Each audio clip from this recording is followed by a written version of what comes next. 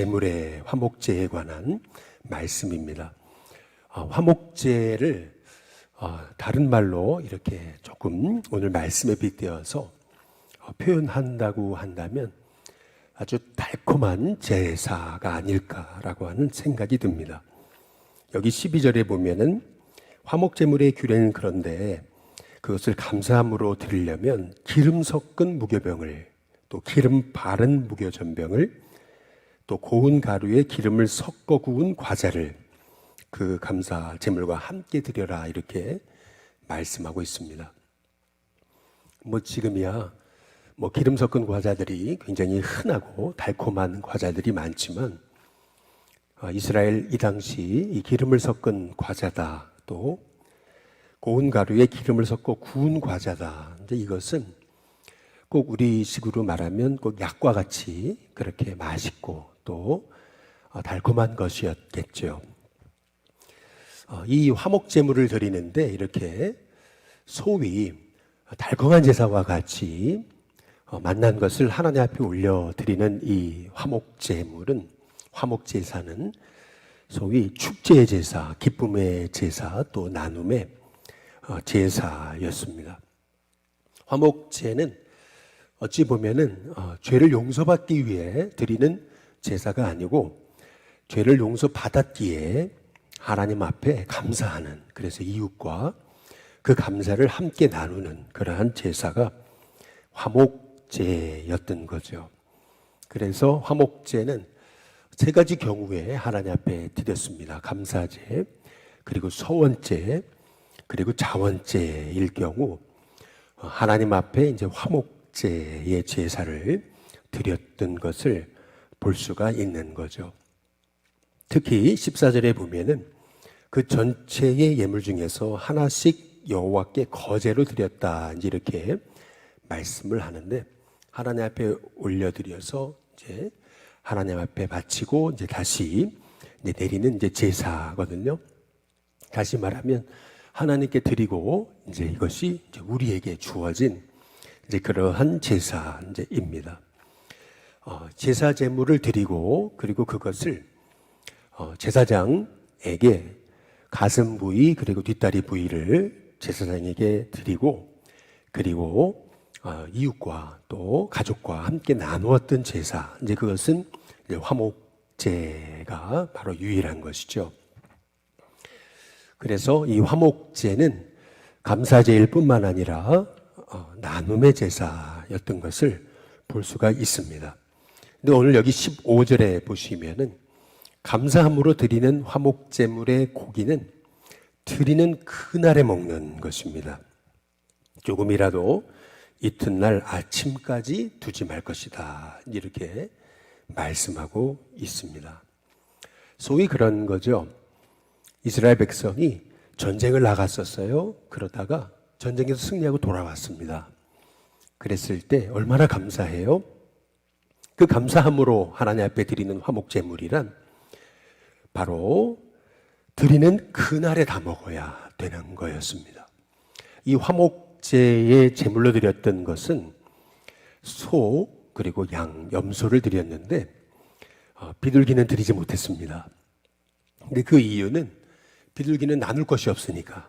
그래서 소를 한번 드린다고 한번 생각을 해보시면은 오늘 여기 16절에 서원제나 자원제는 드리는 날에 먹을 뿐만 아니라 남은 것은 이튿날에도 먹을 수는 있습니다.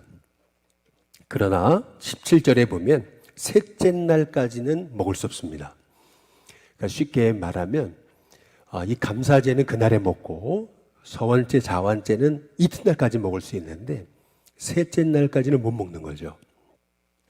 만약에 그렇게 하는 자는 18절 끝에 부분에 보니까 그 죄를 짊어진다, 이제 이렇게 말씀하고 있습니다. 다시 말하면 화목제는 당일날 먹어야 되고 또 그 다음날까지는 먹을 수 있는데 셋째 날까지는 먹으면 안 되는 것이 화목제의 제사의 규례였던 것을 볼 수가 있는 거죠.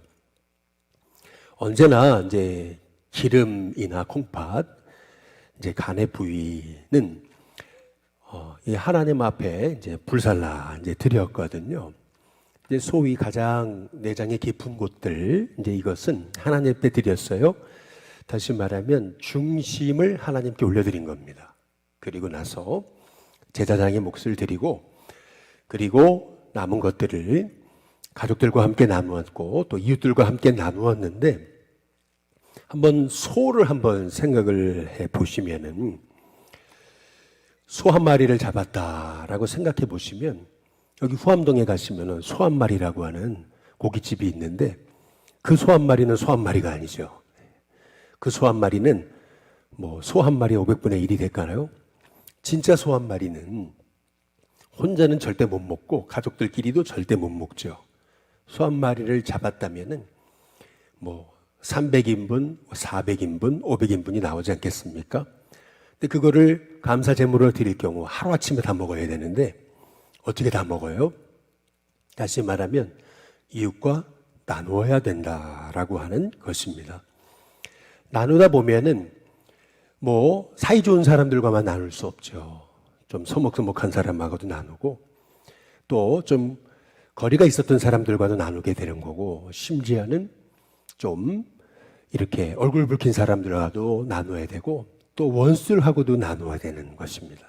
다 나눠야 500인분의 그 소를 다 먹을 수 있으니까. 그래야 하나님 받으시는 흠양하시는 그러한 기뻐하시는 제사가 되니까요. 이 화목제물의 규례를 오늘이나 다음 날까지 먹게 하신 이유, 그것은 하나님이 공동체 안에서 이렇게 깨어진 관계 속에서 진정한 화목을 이루라고 하시는 하나님의 계획이셨던 것을 볼 수가 있는 거죠. 어제 우리 낙도 여수에서 올라오신 목회자 분들과 함께 서울 구경을 해드렸는데 얘기를 하다 보니까 이런 얘기를 나누게 됐어요. 아니 어느 섬에 계시냐고, 그 섬에는 몇 명이나 사시냐고. 낙도의 섬 중에는 작은 섬도 있지만 뭐 30명 이렇게 사는 섬도 있고 그 목회자들 중에는 그렇게 30여 명 사는 섬에서 목회하시는 분도 계시지만 어떤 섬은 보니까 1,500명이나 산다 그러더라고요. 그래서 어느 섬에 사시고 몇 명이나 계시냐 그랬더니 자기는 1,500명 사는 그런 섬에서 목회한다고 얘기를 하세요. 사람들 많네요. 아이고, 그래도 아이들이 어렸을 때는 자라기가 괜찮겠네요. 이 목사님이 유치부, 또 유초등부, 또 중고등부 아이를 같이 데리고 오셨는데, 딸만 셋을 데리고 오셨는데, 그래서 거기는 좀 교육 환경이 어떻습니까? 이제 이렇게 이제 여쭤봤더니, 그런 얘기를 이제 하세요. 뭐라 그러냐면은, 자기네 그 섬은 소위 이 농촌 그 벽지 점수가 있어가지고 그래서 여수의 시에서 학생들이 다 들어온다는 거예요. 그래서 여수에서 사는 아이들이 섬으로 일부러 들어와가지고 거기서 살고 공부해가지고 점수를 받아가지고 그래서 도시에 좋은 학교를 이제 가기 위해 들어온 애들이 아주 많다라고 하는 거죠. 뭐 그러면은 그래도 살기가 괜찮고 뭐 병원도 있겠네요. 이제 이렇게 얘기하니까 병원은 없죠. 이제 이렇게 학원은 있어요. 학원은 없죠. 이런 얘기를 이제 하세요. 그런데 그래도 어린 아이들한테는 좋지 않을까 환경이 이제 이렇게 여쭸더니 이제 그런 얘기를 이제 하세요.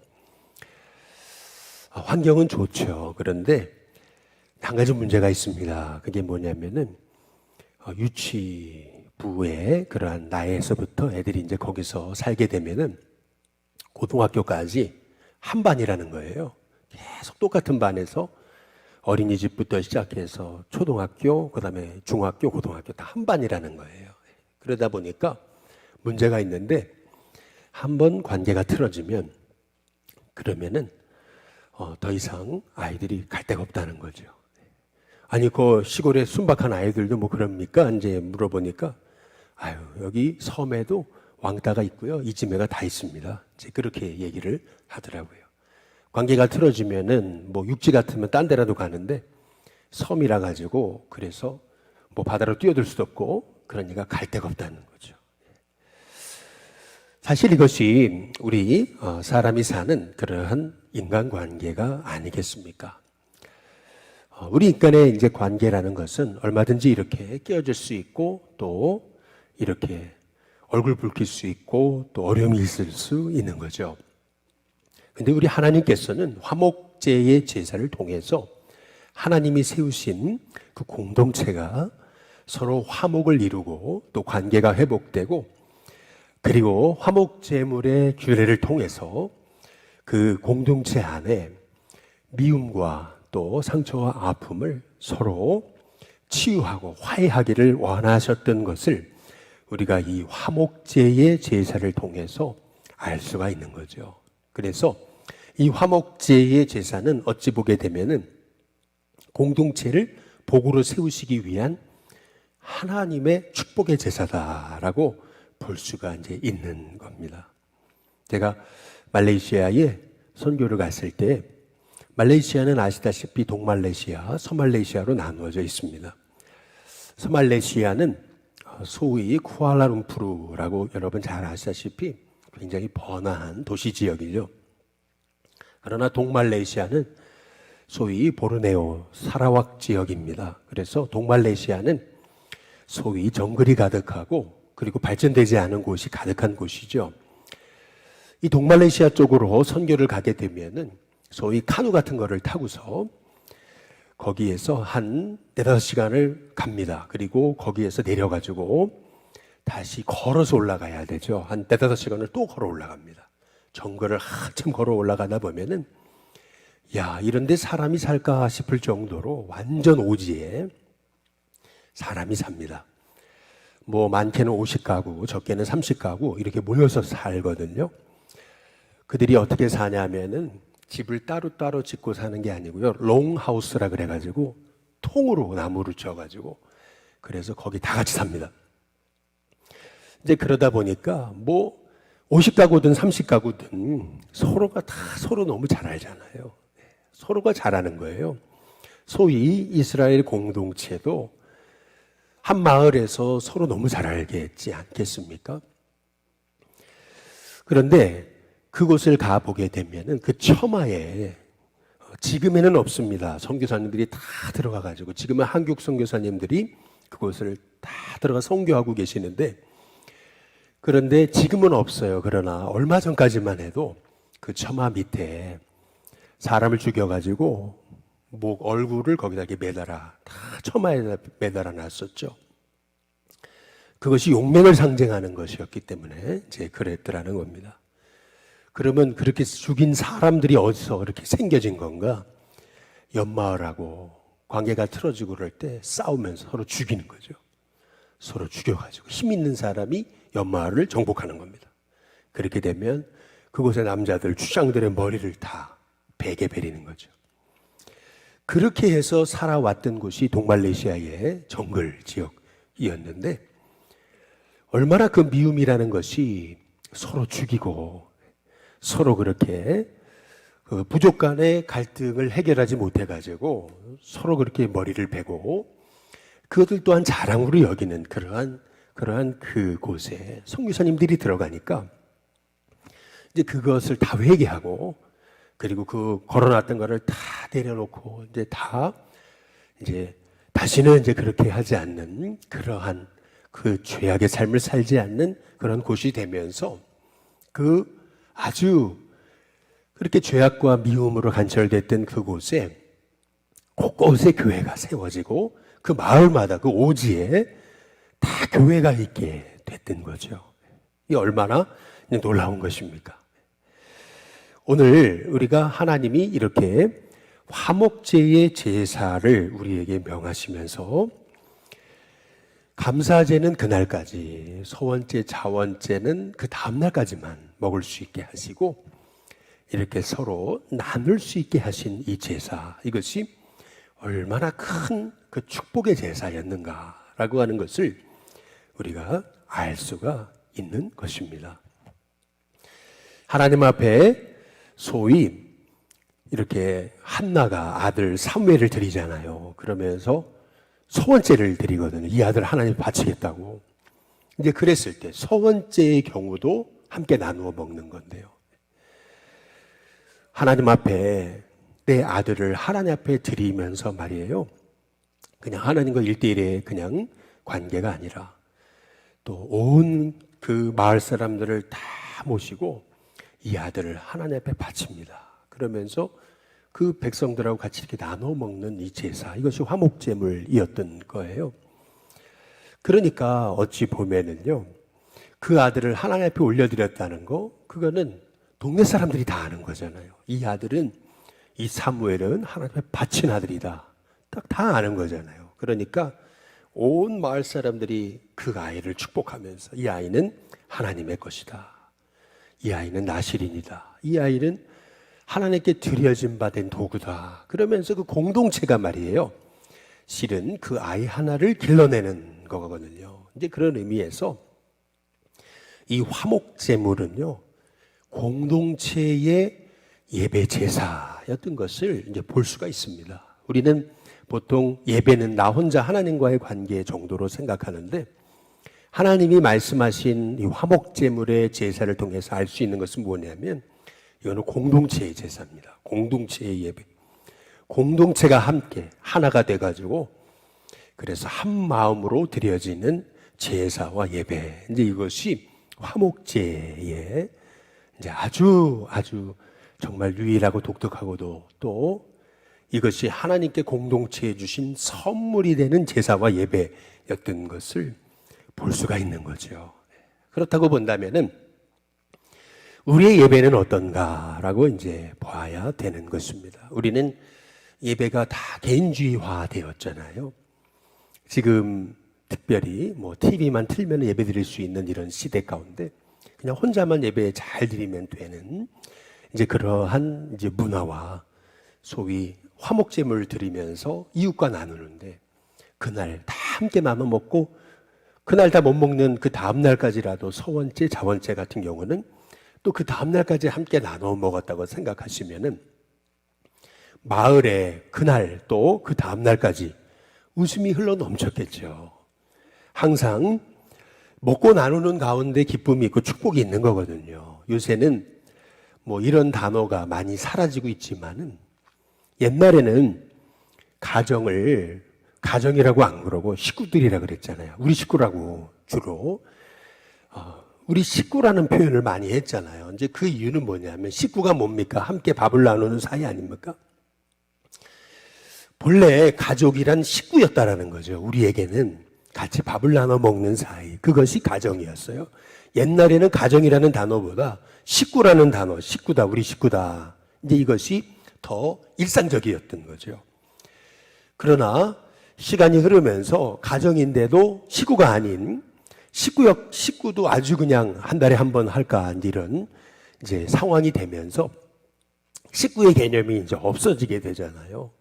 그러나 본래 이스라엘의 제사, 이것은 소위 한 공동체가 다 식구가 되는 겁니다. 다 공동체가 함께 식구가 되는 거죠. 옛날에 제가 이제 홍천에 처음 목회를 갔는데 처음 교육자 회의를 했습니다. 홍천이 왜 홍천이냐면 넓은 홍자를 써서 홍천입니다. 이 시내가 길다, 넓은 홍자를 써서. 그래서 강원도에서 가장 그 시내가 긴 그게 홍천입니다. 얼마나 이게 동지방 서지방이 얼마나 넓은지 몰라요. 우리 교회에서 교육자회를 하려면 당시에 2시간 넘게 차를 타고 가가지고 그래서 교육자회를 했습니다. 멀죠. 그러니까 꼭 오전에 11시에 합니다. 오전에 이제 새벽기도 끝나고 아침 먹고 그리고 나서 차를 타고 한참을 가야지 교회를 갈 수 있으니까.